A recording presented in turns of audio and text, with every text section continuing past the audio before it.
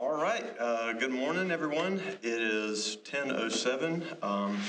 So in the interest of punctuality and my reputation for that, we will begin.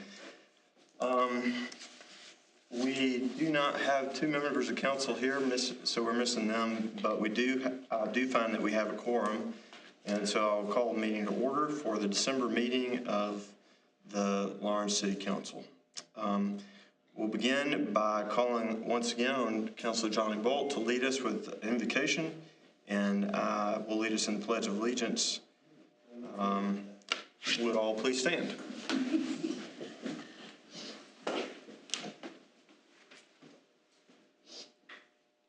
Again, Lord, we do come to you this morning. Thank you for the occasion which brings us together.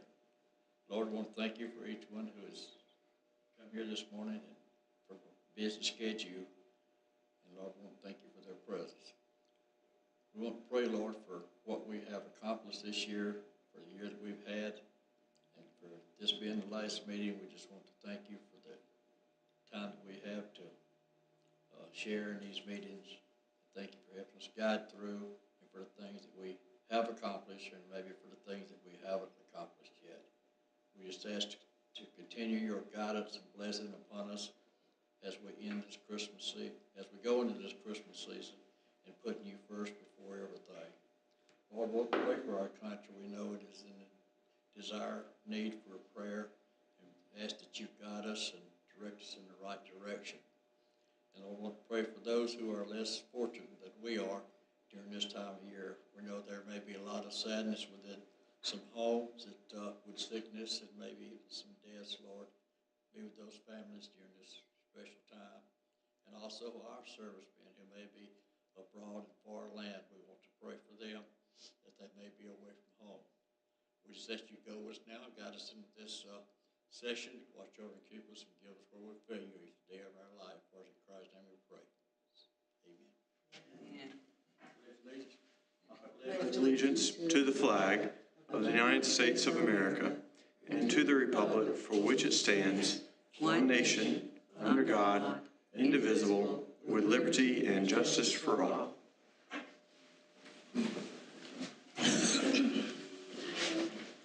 Morning. Good morning. All righty. We are fortunate to be joined this morning by one more member of council, Ms. Miller. Welcome. Appreciate all of you and all the work that you have done throughout this past year, and all the work that I've been privileged to do with you throughout the past 4 years, nearly 4 years, in Ms. Campbell's case. I think Councilman Bolt's invocation hit the nail on the head. We have done some monumental things as a body over the past 4 years. Think about it in terms of the history of this city. We were only incorporated 175 years ago, which is certainly a long time in all of our lives.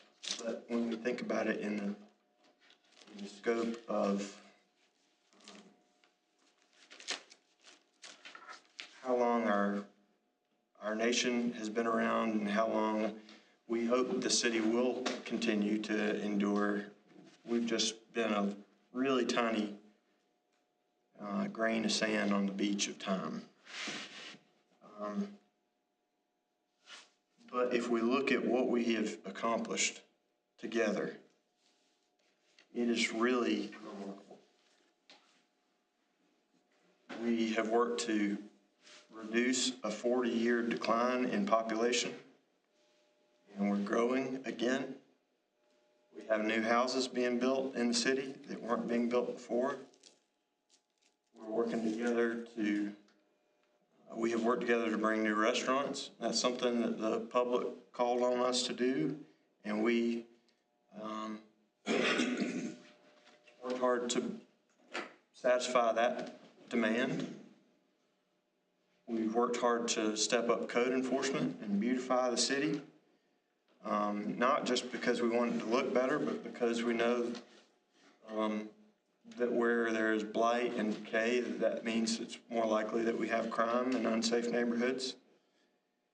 All those things take money. All those things take staff. All those things take laws to be able to enforce. And council has stood together to get that done. That's not something any one mayor or administrator can do alone. It takes this body, and y'all have so much to be proud of. I think this body is a shining example to the rest of the state for what it looks like to work together. And when we go to the Municipal Association events and we hear about the discord that can happen in other places, I don't see that here. And I just want to publicly say I'm very grateful for you and very proud of Lawrence City Council. Since our last meeting, our regular meeting on November 15th, we had a special called meeting, and just for the sake of the record, because that was a workshop, I'd like to just enter into the record that City Council had an opportunity to look at the condition of our city streets, specifically around the square where pedestrian plaza is being constructed.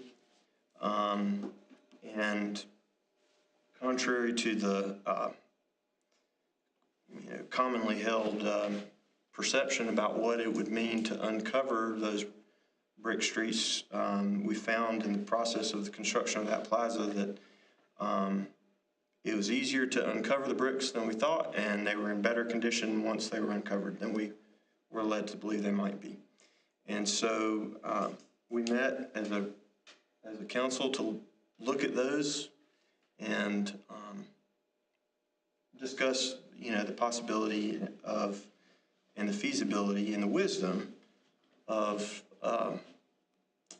uncovering our historic brick streets that were first laid in 1908, and to try to come to, or at least to have the facts before us to know how to approach that. So, of course, no action was taken, no vote was held by council because that wasn't that wasn't on an agenda for the council to decide. But from an administration standpoint, we're going to proceed with due diligence in exploring the possibility and trying to identify funding to proceed with that project in due course. But that does bring me to the next thing that I wanted to address, the news that was released this week that we have applied for $30 million plus in grant funding from the South Carolina Department of Transportation TAP program, which is a transportation alternative program. Money set aside specifically for sidewalks and bike trails and non-vehicular transportation. And that is something that would allow us to build 19 miles, build or repair 19 miles of new sidewalk all across the city. That's very important because among the comments that touched me most from our workshop was that we want the public to understand that our priority is that every part of the city be improved, and that the needs of every part of the city are met, particularly those areas that haven't seen the investment in infrastructure that the square or other parts of town have in the past.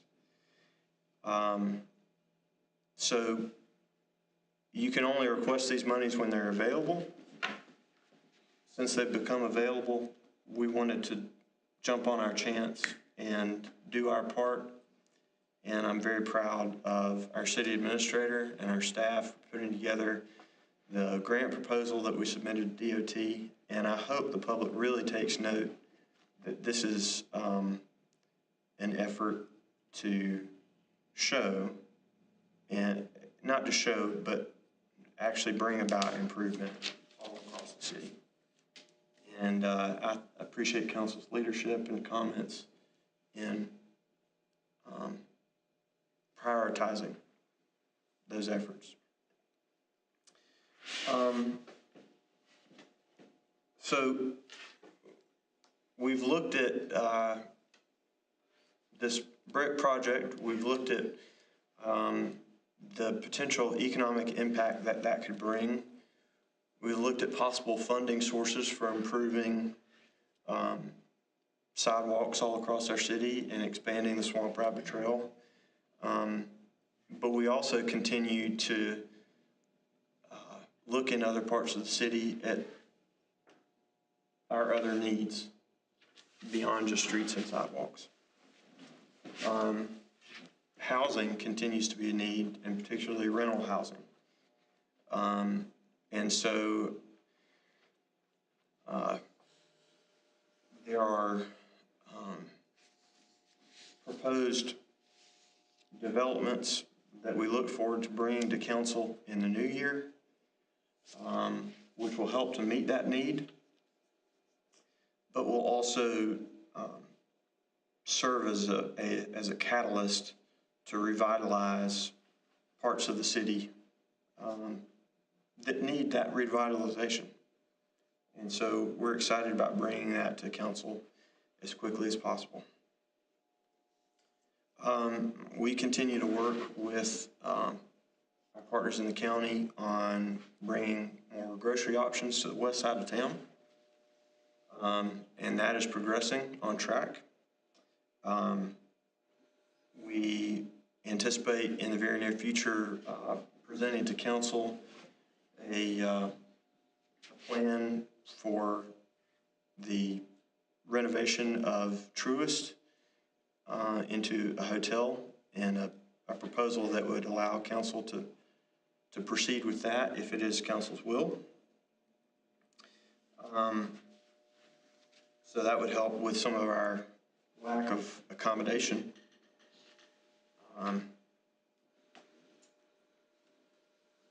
If we have the accommodation piece and we have the hospitality piece with new restaurants opening, more to come, if we have the beautification piece and we have the housing piece, and we have the infrastructure upgrades in neighborhoods, connecting neighborhoods, we are in so much better shape than we have been for decades. We still have unmet needs, though. There are still pieces of that puzzle that we can't solve alone. So I am working to form a council of faith leaders throughout the city, and I'll be sending out letters to those faith leaders because there's a lot of work being done by organizations and churches to provide for those who are in difficult situations in life. But they're drawing from very shallow pockets. And the more duplication of effort there is,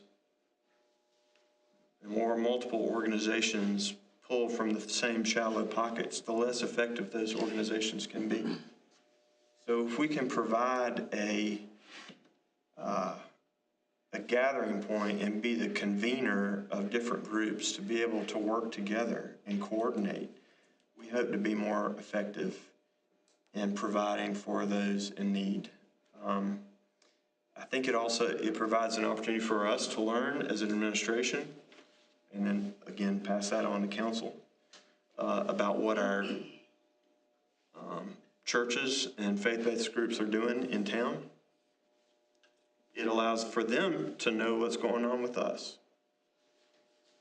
But perhaps most importantly, it allows them to know what's going on with each other so that the greater good can be served. So I'm excited about that development, and I hope it's something that will truly be a benefit. It's one of those things that's been on my heart for a while, but because we were dealing with COVID and it was difficult to get together and a lot of churches weren't meeting, it sort of difficult to put that in place. But I want to let council know that I am proceeding with that.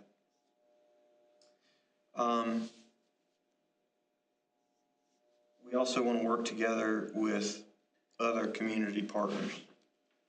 And so as we proceed with our plans to improve the city, we're doing that in conjunction with the county.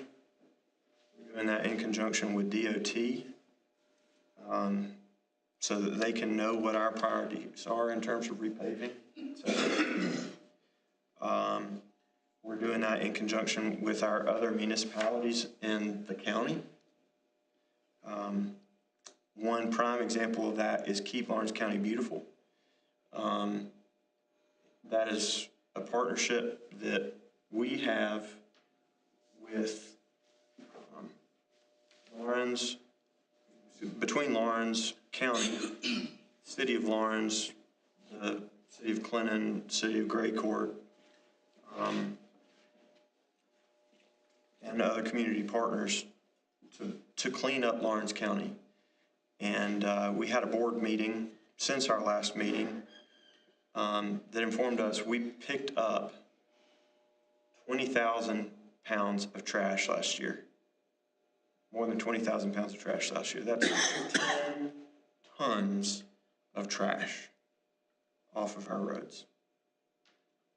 And that doesn't count the sheriff's department program. They would have even a separate count on top of that.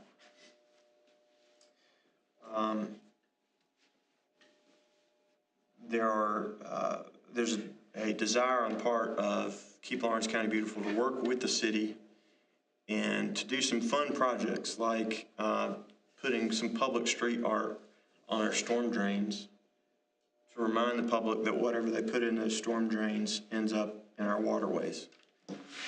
It's something that could help beautify the city, but also make sure that we're being good stewards of the environment that the Lord's given us.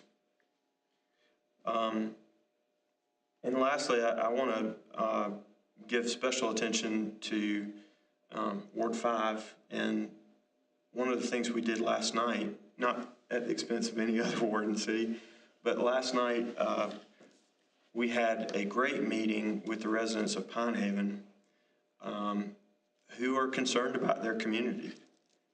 And rather than just sort of complain about the situation and say, here, fix it, we held a town hall meeting at City Hall, and there's a desire to form not only a community crime watch group, but to have that serve as sort of the basis of a neighborhood association. Because Pine Haven was built piecemeal and never had a homeowners association formed when it was originally constructed, there really hasn't been the kind of mechanism to ensure the safety and maintenance of that community in a way that we as a council have been looking out for in these new subdivisions, which have come along our way. So I want to give credit to the residents of that neighborhood in wanting to come together and coordinate with us. Appreciate Councilor Lowry being there. We had the police department represented there. We had the streets and sanitation represented there. And so the plan is in the new year to get together with the residents of that community and do sort of an organizational meeting, which would help inform the neighborhood of what we plan to do, and then begin work with a community cleanup in the spring. When was this meeting? When? We haven't set a date yet. Last night? What was it? At City Hall on the 3rd floor. This must have been right. But the exciting thing is there's a desire to partner up, and I hope, what I told them is that this may serve as a pattern for other neighborhoods around the city who don't have formal neighborhood associations, to come together, and it won't just be neighbors peeking from behind windows looking for crime. It will truly help build community, where we do a little bit better job of having neighbors know each other, caring about each other, looking out for each other, and changing the culture in a way. So we're not just observing crime, we're changing the way we think about where we live. There's so much good going on. I circle back to where I started. It could not happen but for our teamwork. The ordinance that allows enforcement of litter passed because of all of you. And the funding in our budget to be part of Keep Lawrence County Beautiful passed because of you. So much that we do is because of City Council, and I'm just very grateful to y'all. Wanted to say that to you as we end our year. That's all the items to report that I have. There's a lot more going on, but let's get you out of here.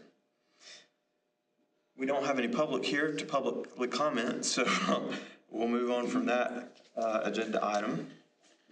The only thing before us in terms of business today is our consent agenda, which calls for approval of the December agenda for this meeting and minutes from our last regular meeting in November. Do I hear a motion concerning that? I make a motion we approve the consent agenda as printed. Second. I believe Mr. Bolt got in under the wire, Ms. Miller. We have a motion and a second. Is there any discussion? Hearing none, call the question. All those in favor of approving the consent agenda, please indicate by saying aye. Aye. Any opposed, no. Hearing none, the agenda is approved. It's not on the agenda, but just this once, I'll sort of go off script. Excuse me. Excuse me. Really? Mark this down. Excuse me, Do ma'am. we have any questions or comments? Oh, I have a question and comment. Yes, ma'am. Yeah, okay. And when in your comments that you just finished, I didn't know how to interrupt you there. I appreciate that. Okay. Now, you said you had this meeting last night Yes, ma'am. with that District 4, 5, Yeah. 5. Now, in looking at District 5 and looking at District 4, District 4 is terrible. Mm-hmm. District 5 is more of an upkeep, an upgraded community than District 4 is. District 4 is terrible. Well, let me say this. And The people the area of District 5 that this was primarily targeted to was Suber Road and Pine Haven. yeah, It was a District 5, but it was mainly because we got problems too. Yeah. And I know everybody's ward has problems. I have problems too. And this one was all down Pine Haven. We've got a lot of trash down past NHC. We've got a lot of issues with speeding cars. Super Road is like a racetrack. Pine Haven is. Pine Haven is like a racetrack. Yeah, I And know so Pine we had, that was what it was primarily targeted to. It was a District 5, but it was primarily targeted to that area. So This was community organized, this wasn't something that the city did. The city didn't do this, we Community did. members. Organized. They came to us asking to Okay. meet. The ladies in that area were the ones that put it together. I can't take credit for putting it together, they did. I'm aware of that, but, I really forgot about it. Shirley texted me and told me about it. However, those people been asking for those speed bumps out there at Pine Haven. They are so afraid because there's so many basketball. If you ride through there, you see one in the area of the house, and that's where they have to play in the road. And my suggestion also on that note, that when housing developers come into the city, that they have a playground area for the children. Because Pine Haven is waiting for an accident to happen. Suber Road is waiting for an accident to happen, for sure. There's no doubt about it, and the kids are over that way, I've driven over there. In Pine Haven, because of the curves and all that kind of stuff, maybe not quite as bad, but that Suber Road is a race, is just I mean, Stretch, I know. start at the top and just haul tail all the way down to Pine Haven. It's I was bad. talking about the housing development out there. Yes, ma'am. That's what I was talking about. Yes, That's why those kids doesn't have any place to play. I agree. They are really, like, that's why I said they were waiting on an accident. Now I went out there and I almost saw a little accident. Little boy ran right across in front of a car. Just so happened he wasn't going fast. So, cause they play basketball in the street. And they do that everywhere. They play, let me get No, back go ahead. I'm to sorry, I didn't mean to- what I was talking about. Okay, what I'm talking about, like, now we have started, we started a while back, for doing neighborhood watch. And you had yours, she had hers, and well, with Chrissy, and we were supposed to set up, and then circumstances happened, and we didn't ever get together. We started doing a neighborhood watch thing with the police department, and it just, well, we just dropped. Now I got sick of things of that nature. So we gotta get back into doing that also. And there is no parks much in my area either, but the kids do play basketball in the streets as well. And over there where Beasley's Funeral Home is, that's a racetrack too. They fly through there all the time. The reason I wanted to bring it up is not to say that people live at Pine Haven are any better than anybody else. Oh, okay, that's what I'm understanding. No. It's to say, I really do hope that this is something that we see in every part of the city. So I would love to have y'all's help as community leaders in doing all you can to say, y'all want to have a meeting? Either come to City Hall, we'll come to you, we'll help organize it, but work together and. Right, that's right. And let me say this to all the other council, the chief, he's new, and he hasn't been involved with the community watch, the neighborhood watch things with anybody. This is his first, and he's already put together some things. He did an outstanding job talking about that last night, and we talked about everybody. This was just a first, this was his first, not our first, but his first foray into the community watch thing. And he mentioned that he wants to, he's getting this group set up, and he talked about moving into everybody's areas to do this. That was discussed last night. I'm sorry y'all weren't there, but you may not have been there, but you were discussed about this expanding through everybody's areas. But that's what I would like to see, our policeman chief to be with us in every manner. Just like, and I did go to the police department, I talked with, well, he wasn't there that day, with one of the other sergeants, and was letting them know about what was going on in my community then. And I was telling him, we don't hardly see patrolmen through our community. And we used to see them pretty much, but now we don't see them. And I'm not being partial here, but when Mr. Cheeks was there and with the community and all, he could bring those people together, that was kind of getting into trouble, whatever. And now we don't have nobody for them to look up to and to help them in our community. And But that's what I'm saying. It doesn't have to be, we don't have any minorities on the force that can come in and help with our black people. That's what I'm talking about. We don't have. I'm sorry, Ms. Yes, we Lawson, do. that's not true. I disagree with you on that. Yes, we do. We have a very nice young man who is willing, and let me add this Who to. is he? Well, we have Taquan, we have Miss Anderson. Yeah, I don't know those people. Anderson. And I need to get to know who they are so I can ask them some things and ask them to let them know about my community. What's that, Councilor Lattimore. Lattimore? And I think I communicate with you. The chief did approach me, and I must give him credit what he done in my neighborhood. But he did ask for just what they had last night, and I asked you about a community meeting, but we never could get it together. And we do have a young man there that's very much instrumental in trying to bring.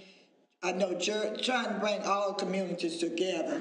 And also, Miss Anderson, that's her name, Anderson. We have three, I know, that, but we just got to get a date like Maureen got, get with the people. But those people that Maureen had, they were very persistent because they came to me. Absolutely. And I can send them to you. They are great people. They handled it so well, no complaint. They were there to work with us, not to Yeah, and all this kind of stuff. And I told them all that. I said, y'all are a breath of fresh air.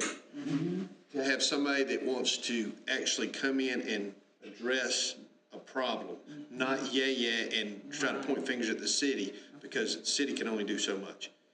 One of them had a solution to her problem by brother being an engineer. I don't know where that came out last night or not. I don't know if that did or not, but I'll tell you, Ms. Lattimore, let me add something.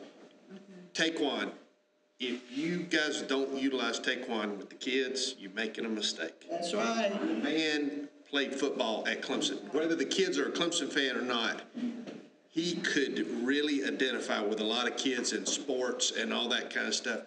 You make a mistake if you don't get him involved with your kids. And that's really where his heart. He's that big, man. He's big. He went to Sanders and he made a great impression. Did he really? Okay, that's good. That's Is good. that that new policeman? What's his name? Taquan. What? Taquan. Taquan. He's real personable. Nice right up in the paper about it. I think, Councilor Lowry, you hit the nail on the head. It's if this is a top-down approach where city council is just saying, we're gonna clean up, we need to have this community organization, it's doomed to failure. Okay.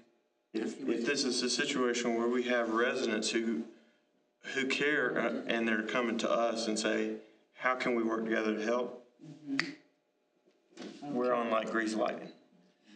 I don't have anybody in my neighborhood. Oh, you finished, sir? I'm sorry. Yeah, well, I don't have anybody in my neighborhood since, well, she's not in my district since Rosalynn Johnson left. But we do have people that call me on Gray Street and River Street. And right now, the biggest concern is Green Street thoroughfare. The last time I picked up paper, I took sick the next day. However, I missed Rosalynn on that line, but I'm saying all this to say that Green Street, I don't know who owned that property, across from the mini mart, where they have gotten them a little fire, they got a can, they burning trash and keep it warm, but it's very, very bad. And I definitely want something to look at that because I don't know whose property it is. I miss Rosalynn again at the court house to find out whose property it is, but they sit up there until 9 o'clock at night around that barrel, and I don't know what they keep it warm, but I don't know what they're, some of them, I know 2 of them are homeless. That's another thing that we have a lot of homeless people. but that was sure one of the do. things that I told the police that day. We sure do. Because I was riding by there, and I run through there quite often, and they'd be there. And he said they are aware of that. Well, so that, I don't mean to interrupt you, but that circles back to what I was saying about our ministry organizations, is there are a lot of hands out there whose mission it is to help with this situation. And there's a lack of coordination and communication between them. And so that's what I see that we can do with city government. From our perspective, we have to keep the lights on, we gotta pay our police officers and fire department and all those sorts of things. As much as our hearts are there, with an $8 million budget, we just don't have the funds, and it is not our mission to be all things to all people. I learned last night, I might find this interesting. Anybody that's watching this might find this interesting. The sheriff's department budget is upwards of $12 million. The sheriff's department budget alone is $4 million more than the entire city budget. And we do more for our people than they do for theirs in the county. But we are widespread county, they're one of the most widespread county in the state, because we touch so many other counties.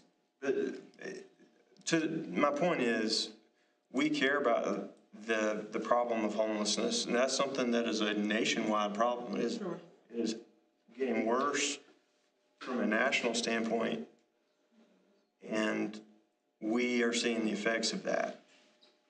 I think the best that we can do is to provide an environment where people are able to be directed to the services that they need when they're dealing with mental health issues and substance abuse issues. That's it. And the police are working hard on coordinating with that to make sure that the organizations that provide those services are able to provide those as effectively as they can. And from an economic development standpoint, to make sure that we are creating as much opportunity for people to be able to get out of poverty, to have ladders to be able to get out of that difficult situation as we continue to grow. But just this week, a young lady that's 13 years old wrote to me asking questions about that. And I wrote back to her, and I invited her to a meeting at City Hall. If y'all want to be present for that when she comes, I'm happy to have you there. But I think it's not something that's not getting attention. It's sometimes not something that we wave our hands and talk about a whole lot. But the difficulty is, how do you fit it within the scope of city government and the budget of city government, frankly?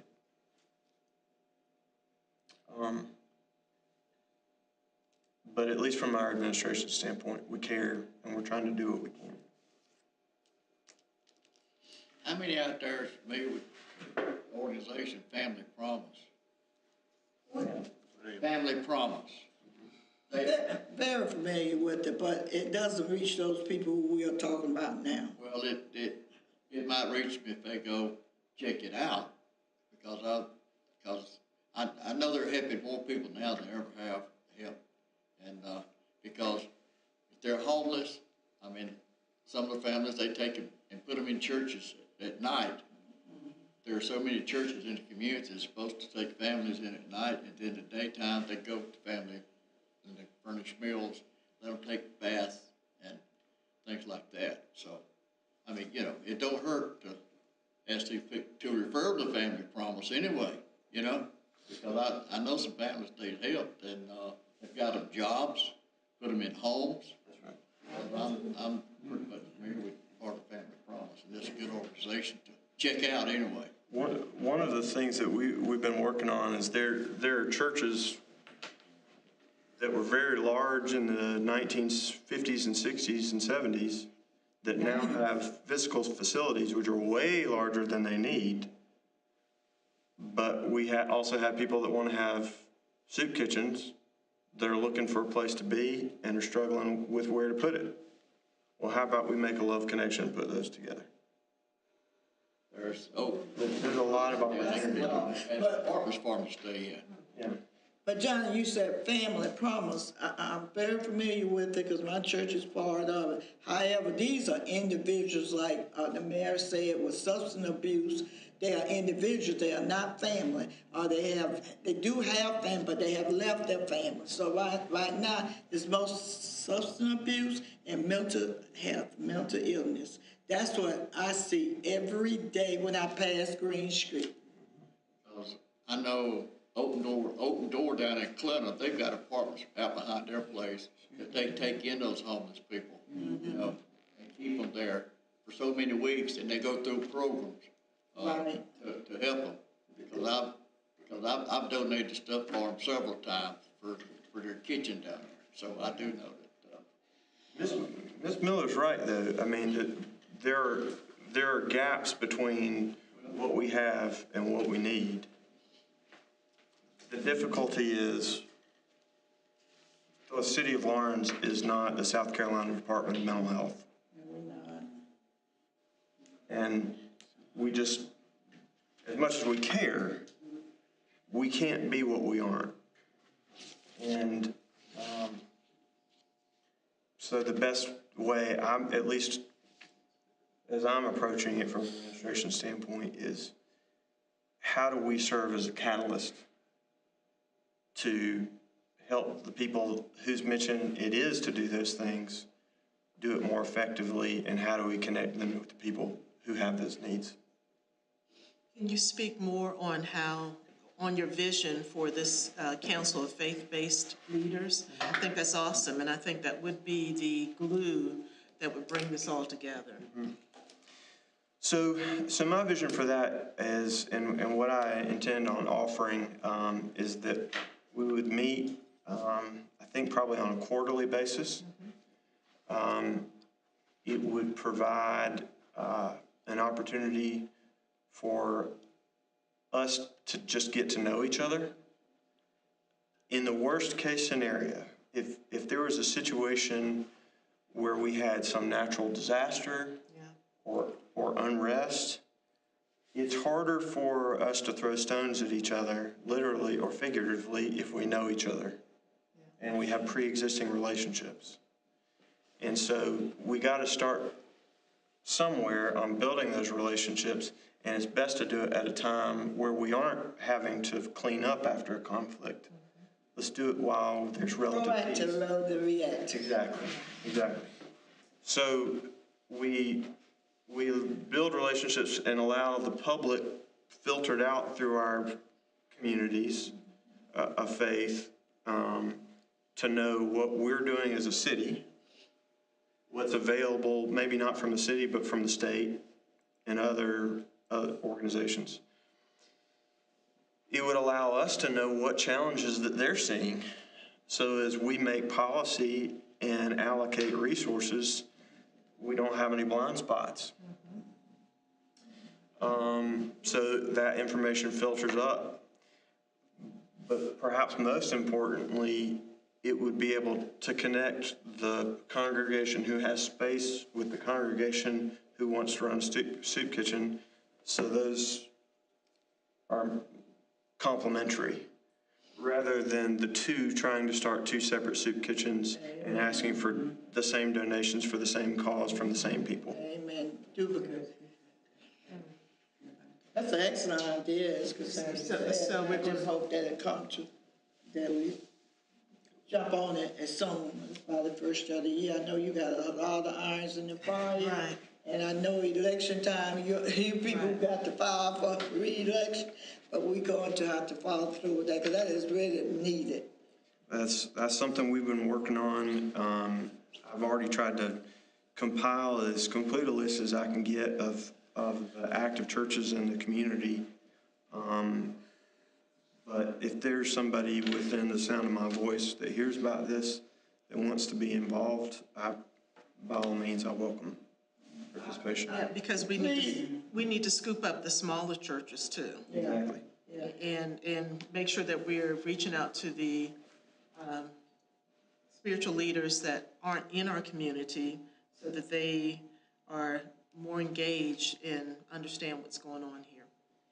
Especially St. Paul, and that's what I'm thinking, that's the centrally located, although It's on the list. Yeah, okay, thank you.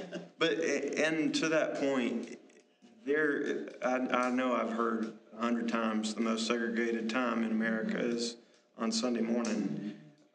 This provides an opportunity for our white churches to know what our black churches are doing and coordinate with each other. Very much needed. I hope that we can sort of end on that note of peace on earth, goodwill towards men and women. I hope the entire city feels confidence in knowing we have a council that is focused on growing us in the future and growing well, but also which has a heart to care for the least of these. With that, I will ask for a motion to adjourn. So, make a motion we adjourn. Thank you, Madam Pro Tem. Do we have a second? Second. We have a motion and a second. All those in favor of adjourning, please say aye. Aye. Any opposed, no. For 2022, we are done. Yay! Merry Christmas, everyone.